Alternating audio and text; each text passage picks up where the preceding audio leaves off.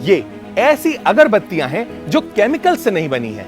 ये बनी है पुराने फूलों से, क्योंकि फ्लावर्स कुछ टाइम के बाद मुरझाने लगते हैं तो हम इन्हें फेंक देते हैं।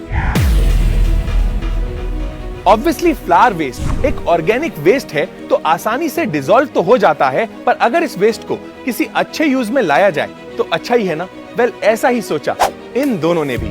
मनप्रीत और दीपाली फ्लावर वेस्ट को अपसाइकिल करके सिर्फ अगरबत्ती ही नहीं बनाते बल्कि और भी बहुत सारे प्रोडक्ट्स बनाते हैं। तो चलिए देखते हैं कि इन दोनों को फ्लावर वेस्ट को अपसाइकिल करने का आइडिया आया कहां से। एक बार मैं उज्जैन घूमने गई।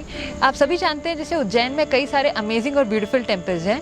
वहाँ पर कई सारे लोग फूल चढ़ा रहे थे और एक तरफ कल या परसों के पुराने फूल पड़े थे जो कि सड़ रहे थे। वहीं से दीपाली ने रियलाइज किया कि इतने सारे लोग जो इन फूलों को चढ़ा रहे हैं, इन फ्लावर्स की नेक्स्ट डे तो कोई वैल्यू ही नहीं होती। दीपाली जी को ये काफी हिट किया।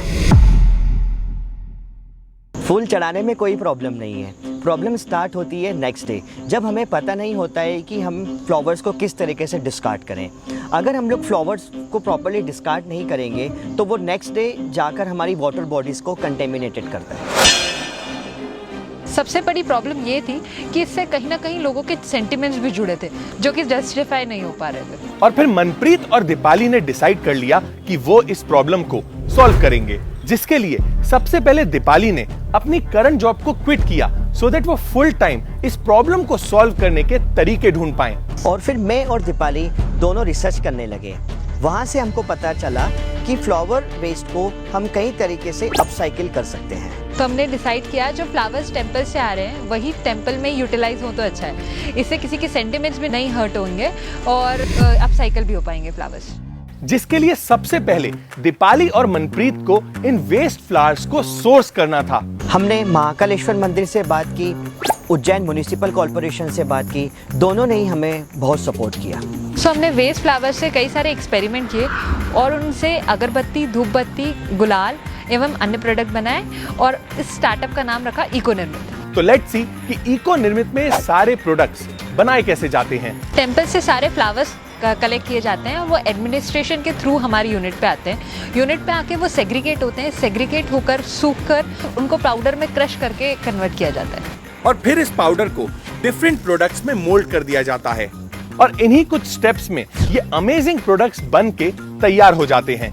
और अमेजिंग बात ये है कि इको निर्मित हर दिन 2 से 2.5 metric tonne flower waste upcycle करते हैं, जिससे वो नेचर में बहुत सारा वेस्ट ऐड होने से बचा रहे हैं।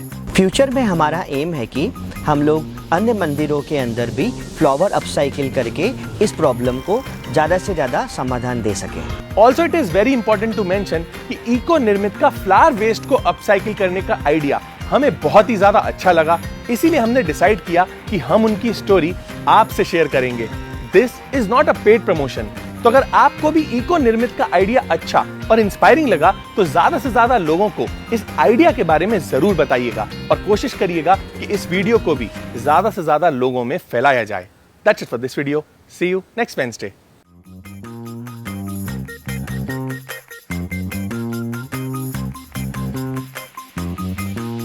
हम ऐसे ही एनवायरमेंट अवेयरनेस पे फिल्म्स बनाते हैं, तो अगर आप एनवायरमेंट को लेकर थोड़ा सा भी सीरियस हैं और उसे सेव करना चाहते हैं तो आप इको फ्रीक्स नाम के फेसबुक ग्रुप को ज्वाइन कर सकते हैं। इसमें हम ऐसे लोगों की कम्युनिटी बनाना चाहते हैं जो एनवायरमेंट के बेटरमेंट के लिए कुछ कर रहे हैं। तो अगर आप किसी ऐसे को जानते हैं या आप खुद कुछ ऐसा कर रहे हैं तो आप इस ग्रुप में जाके पोस्ट कर सकते हैं सो दैट और लोगों को इसके बारे में पता चले। लिंक डिस्क्रिप्शन में मेंशन है। Thank you and take care.